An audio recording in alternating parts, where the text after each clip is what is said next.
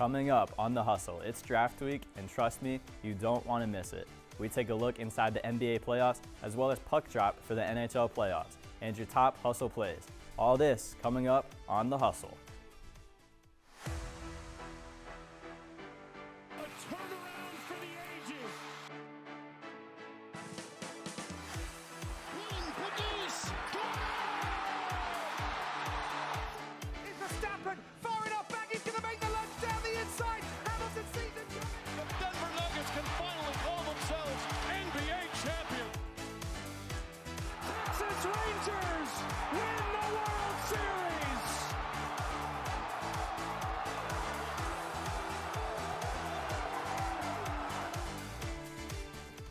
Welcome back to another episode of The Hustle, your home for sports on the go. I'm your host, Ryan DeFranzo, and alongside me to talk some sports are the chiseled jawlines of Evan Cormier and Brennan Capozzi. How are we doing, guys? Can't complain. It was draft weekend. Truly my favorite weekend in sports. It's better than Christmas for me. The draft, NHL playoffs, NBA playoffs, it's the best time of the year for sports. All right, so let's start in Detroit with that NFL draft. Do you guys have any initial thoughts on how the draft kicked off this year? It was one of the greatest drafts of all time, not only in terms of numbers, but the support that all the fans came out to Detroit to see. It was an absolute show. You know, so many legends from so many other teams announcing their past teams' picks. It was a great time in Detroit for the draft.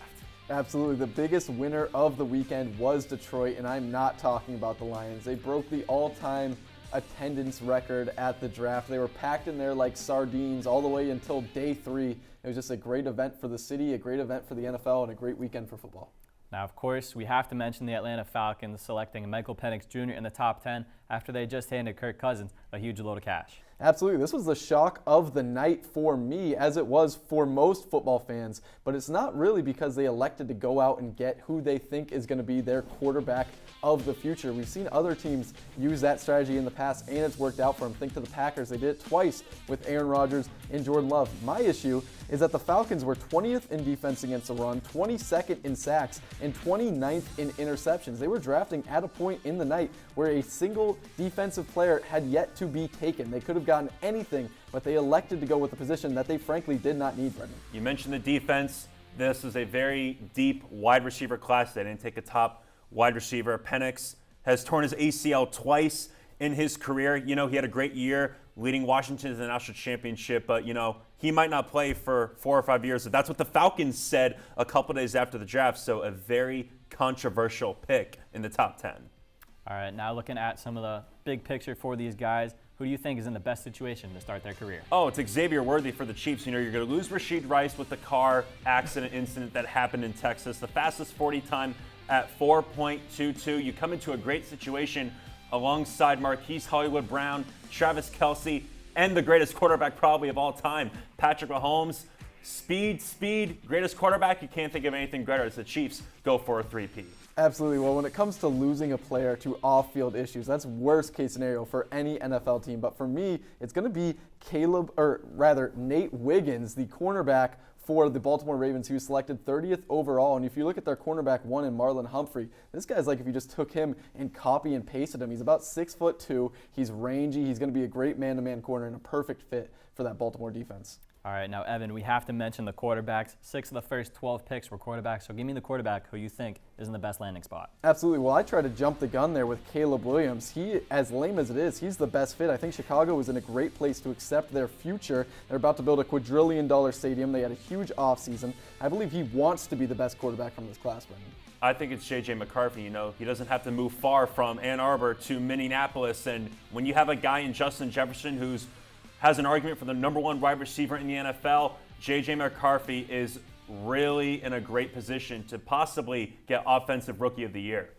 Now, we saw some teams get what they needed in the draft, but we also saw some teams that just had to settle. So what are some cities that you didn't see enough from? I'm going to say the Carolina Panthers. You know, Bryce Young going into his second year, he was sacked 62 times, which is second highest in the NFL. They did not take an offensive lineman at all in the draft. I'm also going to go with the Dallas Cowboys just because Jerry Jones comes out and says, we want Jonathan Brooks, the running back from Texas. Panthers take him a couple picks before the Cowboys. And then Kirk Cousins, he got basically replaced, and we know the future in Michael Penix Jr. I love it. For me, the Las Vegas Raiders made the absolute worst pick of the entire draft. I understand that Brock Bowers is great. I understand how valuable it is to be able to run 2 tight end sets, but you absolutely cannot use 2 top 35 picks on a tight end 2 years in a row in the NFL. I'm sure they had their eyes set on a quarterback. They weren't expecting 6 to go in the top 12. This pick just had panic written all over it.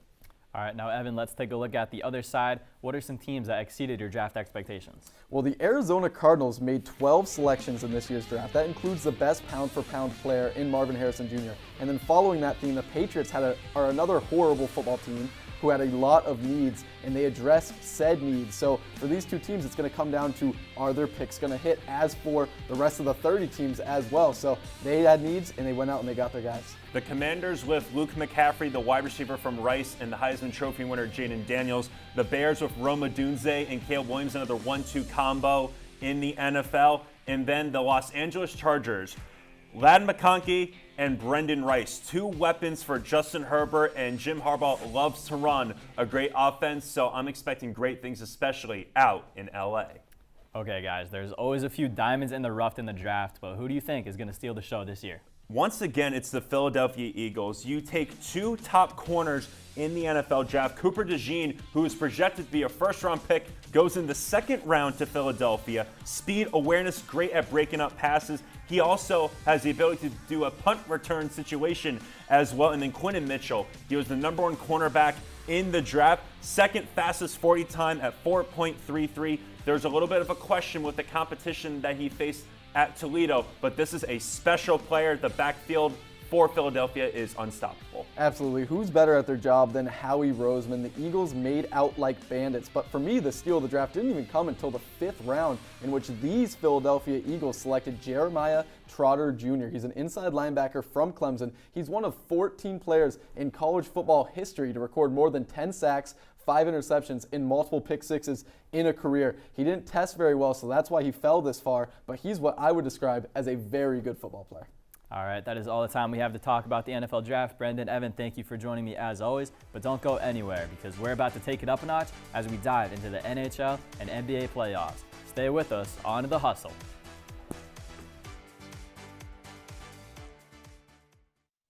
The Hustle, brought to you by the Sitting Duck Tavern.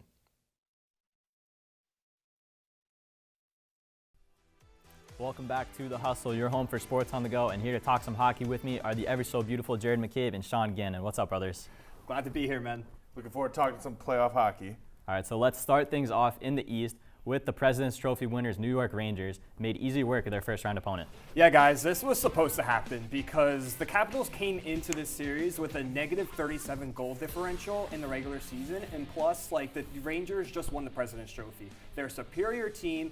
From this series, the Rangers got great contributions from their top lines with Kreider and Panarin, but going into this Carolina series, they're going to have to get a lot of more contributions from them if they're going to want to advance. But overall, great goaltending by the Rangers, and overall, they're going to be a tough team out in the playoffs. Rangers are definitely the team to beat in the East, in my opinion, but the Hurricanes matchup is going to be a great one in the 2nd round, especially considering the depth that the Hurricanes have. Right now, they're playing lights out behind Vincent Trocheck, who's leading the team with 3 goals.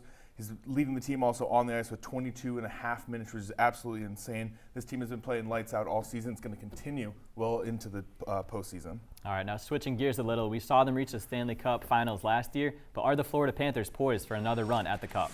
Look, the Florida Panthers are a great team. They're playing absolutely fantastic. But I don't think this is going to be their season ultimately, leaning heavily towards what they can do up against the Rangers and those kinds of teams. I'm not sure they're going to be able to beat them. They do have 20 goals in the last 5 games. It's absolutely stellar. Team to watch for sure. Pains me to say this, but yes, they do have a shot to go back to the Stanley Cup Final. They have all the pieces that you need in a Stanley Cup Final type winning team. They have the goaltender, Sergei Bobrovsky. They got Matthew Tkachuk. Sam Reinhart had a career year with the Panthers, really getting the full potential out of him. And Verhaeghe had a great year. They have the potential to win it all this year, Ryan. All right, now coming up short is no stranger to our friends up north being the Toronto Maple Leafs. What's the latest with their playoff run this time around? If I'm the Bruins, I'm a little bit worried because I think they kind of woken up a beast a little bit. But this series reminds me of the last time they played in the playoffs. Toronto looks dead for the first 2 games, looks dead for game 3, but then they come back and all of a sudden they win a massive road game in Boston. I think Toronto, if they're going to need to beat Boston, they're going to need to get guys like Matthews going. See, I got to look on the opposite. I'm a little bit worried. We saw the argument happening between 3 of their 4 core players that they have going on. They look defeated after every single Bruin shot. This is not the same Toronto team that we've been seeing the last few years. I'm really worried for them as they continue on. I think a lot of changes are going to end up happening. The arguing, the disappointment, demeanor from this team, something I'm worried about. All right, now, Sean, staying with the Canadian teams, let's talk about the Vancouver Canucks, whose last trip to the finals was against those pesky Bruins way back in 2011. Look, no Canadian team has won in the last 30 years, and I don't think it's going to happen this year, sadly. The Canucks have been playing great all season, but they lost a heartbreaker in Game 5 against Nashville. They're averaging 2.4 goals a game, which is just barely better than the Leafs and the Capitals, who are just behind them at 1.8 and 1.75 goals per game. This is not going to be the Canucks team that wins the Stanley Cup this year. If you're looking at a Canadian team, I look at the Edmonton Oilers. This has just been a strange series altogether. I think the Canucks are kind of battle-tested, but the Predators have kind of woken a little bit here. If the Canucks are going to want to just get out of this first round, they're going to have to get goals by Brock Besser and other guys. So we'll see what happens in that series. All right, now, Jared, we have to talk about the favorite to win going into the playoffs, the Carolina Hurricanes, and how have they handled the pressure of being the #1 target? I easily think they're the best team in the East right now. Obviously, they didn't win the Cup, but I think with the Carolina Hurricanes, they have a lot of talent. They're always play from the backside up with the blue line up, but they have a lot of talent on the offensive zone. I think they're going to be the best team to give the Rangers a run for their money because they have had issues scoring in the playoffs the past 6 seasons, but this year I think they finally figured out how to get over the hump on the offensive woes. Look, when you have your 3rd and 4th line scoring, guys like Jack Drury are the guys that are leading this team, along with Seth Jarvis, who has 3 goals. This is the Hurricanes team that is built to go deep in the playoffs. They were only 3 points behind the Rangers. The Rangers should be worried about them. All right, now we have to talk about the most exciting series out west between the Dallas Stars and Golden Knights, tied at 2. Best of 3. Who moves on? I'm leaning towards the Dallas Stars, all right? This team has been playing great since Game 3, where they finally picked it up together offensively under Jake Ottinger. Game 4, they found a way to win. They capitalized on the chance that they had, and they were able to shut out the Vegas Golden Knights twice in the 3rd period. I expect the Stars to play really, really well, despite the fact that the first few games of the series were all won on the road. Know the name, Wyatt Johnston, know the name. This is a kid that's come into the playoffs. He had a lot of big-time goals against the Kraken last year, but this year he has really elevated it. We thought the Stars were dead in this series, especially when Vegas took 2 on the road, but then they won 2 at home. This team, I think, is going to upset the Stanley Cup final team from last year. Okay, now before we go, who do you have raising Lord Stanley's Cup at the end of the tunnel? Look, I'm from New York. I'm a Ranger fan. I'm locking in the Rangers without question. I know we keep talking about the Hurricanes. You got the Bruins. You got the Panthers. There's a ton of guys. But the way that the city is feeling right now is absolutely electric. No team is going to go into MSG and win those games. It's going to be really hard to beat a team if you're down 2-0 going back to your own home. I cannot see the Rangers losing this season. It's been a while since New York's had a championship. It's going to be at the cost of the Rangers this year. Shocker, Sean. I'm going the Edmonton Oilers. Obviously, the Canadian team has not won a Stanley Cup in quite some time, but I think the avenue is going to start to open up for them. They just beat the LA Kings, and now they're going to potentially play a Predators team or a Vancouver Canucks team. I think led by Leon Draisaitl and Connor McDavid, who have been amazing in these playoffs, I think this is finally the year that Canada gets their Stanley Cup. That's going to be a wrap on hockey. Jared, Sean, thank you. As always, pleasure to talk sports with you, gentlemen. Coming up on The Hustle, the NBA playoffs have all eyes on them right now, and we break it down right after the break.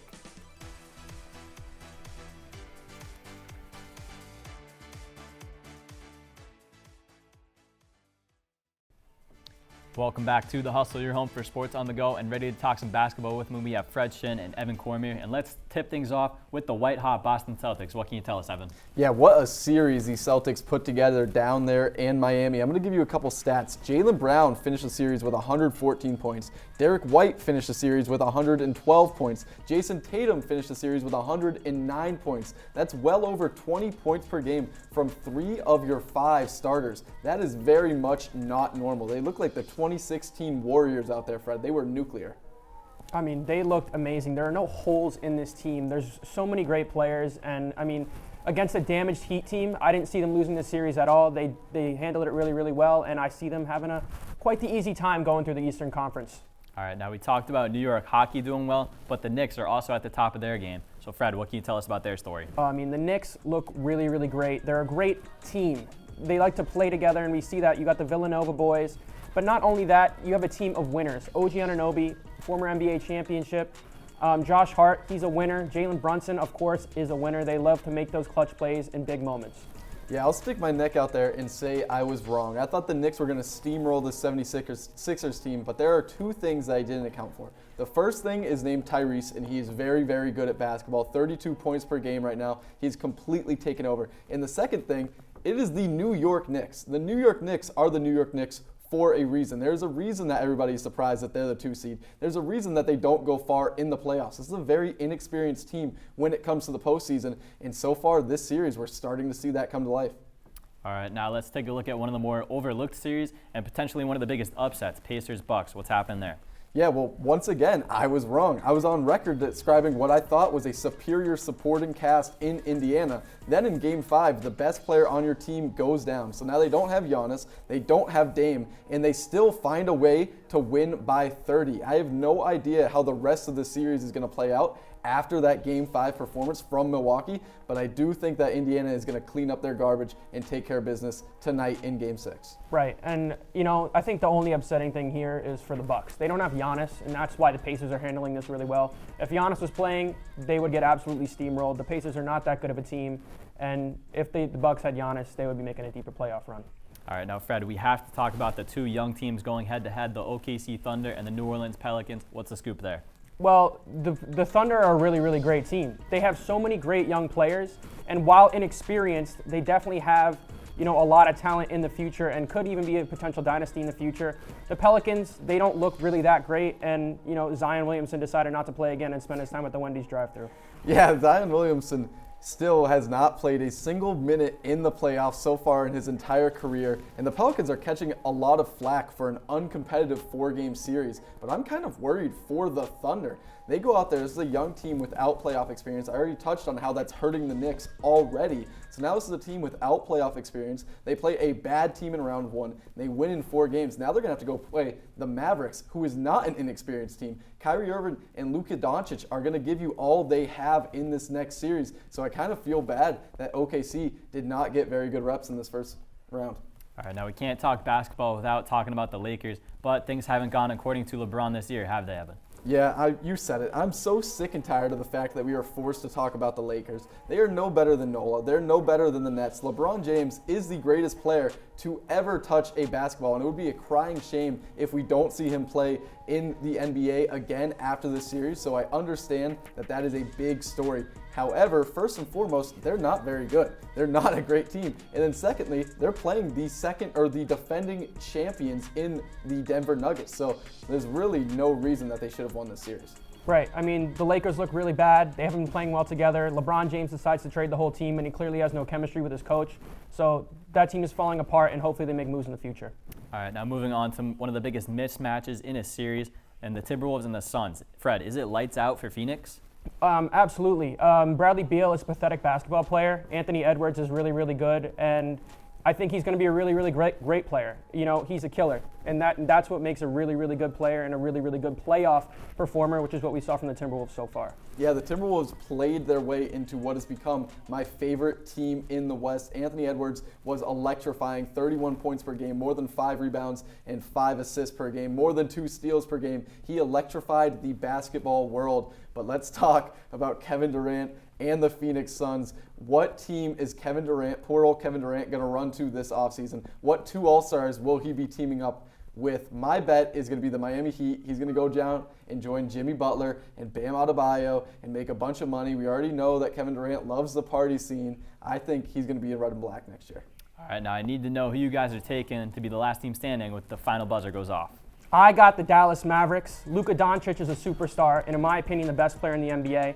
They did a great trade deadline and added really, really good pieces to put alongside him. And Kyrie Irving, he's doing a good job taking the back seat. And last time he did that was for LeBron James, and they won a finals in 2016. And I think they're going to win the finals. Sorry, Fred. It's going to be the Boston Celtics. Ryan? All right. Well, Evan and Fred, Thank you guys for putting up some jumpers with me, but don't go anywhere because next up, Sean Gannon is going to put on his coaching hat and he's going to give you the top hustle plays right after this break on The Hustle.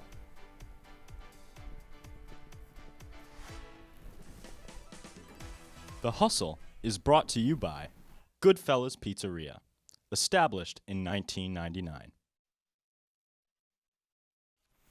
All right, ladies and gentlemen, thank you for tuning in to The Hustle this far. And it's time we break down your top hustle plays. And to do that for us is analyst Sean Gannon. And we start off on the ice with the Vancouver Canucks. Take it away, Sean. Yeah, let's jump right into Nashville here with Brock Besser carrying the Vancouver Canucks in this game. A few minutes into the game, it's 1-0. If you flash forward all the way to the third period, they're down 3-1. Everybody's panicking, but don't worry because Brock Besser is there for you. It's 3-2, and by the time only 2 minutes left are in the third period, it's 3-3, forces overtime. Vancouver's able to win in OT. They get the huge dub in Nashville. A lot of sad Predators fans out there, and rightfully so after an amazing hat trick. Love to see the hat trick there, get the momentum swing for the Canucks going on the road. Moving on to our next hustle play, we stay on the ice, moving to the Dallas Stars. More grit, more glory. Go ahead, Sean. Easily one of my favorite plays so far of the playoffs. You have Rupe Hintz laying it all out on the ice, taking a slap shot to the body. That's going to be a huge bruise. Nobody wants to deal with that. You don't have to. His teammate makes a great play defensively, sets him up for the easy goal on the empty net. This secures the win for the Dallas Stars, 4-2 against a very good Vegas Golden Knights team that's expected to make another run at the Stanley Championship. I know Rupe is going to be feeling that one later, but Stars get the win. You can't complain about that. Time for our last hustle play. Jalen Brunson, the King of New York himself, walking bucket. What'd he do this time? He was absolutely electric in Philly. 47 points, 52% from the field. That's the exact kind of stat that you want to see from your star player. He was doing it all, finding it from the arc, making moves inside, going up against Embiid, going up against Maxey. It didn't matter for him. He found ways to score, and they're going to need him to continue to do this if they hope to beat the 76ers. This is a tough 76ers team with a lot of experience. The Knicks don't have that same kind of experience outside of a handful of guys like OG Anunoby and Jalen Brunson. So it's going to be all Knicks and all Jalen Brunson going forward. Yeah, it's the same play you run when Kobe Bryant was hot. Got him the ball, he'll do the rest. That's going to wrap up our show here on The Hustle. We want to thank you all for watching, and we'll see you all next week.